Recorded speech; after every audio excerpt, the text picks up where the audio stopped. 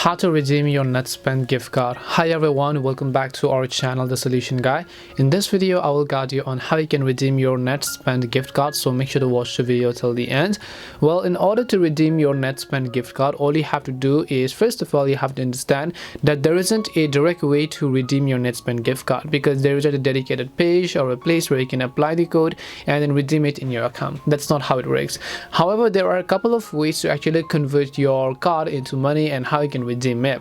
So you can see on this article, of which I'll make sure to drop a link below. Of course, you can check that out. It says is that you can redeem a Netspend card by making a purchase at a retail store or online, transferring money to wallets, transferring money to a friend who is on Netspend, of course, and withdrawing the money from ATM or transfer to your bank account. So basically, these are some of the 4 to 5 ways on how you can redeem it. The first way you can do it is purchasing online with your Netspend card. So there are many type of e-commerce website that actually, of course, accepts Netspend card. You can use those websites to purchase it, or you can transfer Netspend money to a wallet, Cash App or Venmo. So if you're in the US, then of course you can send it to Cash App or Venmo. If you want to learn how, I'll make sure to leave a dedicated tutorial.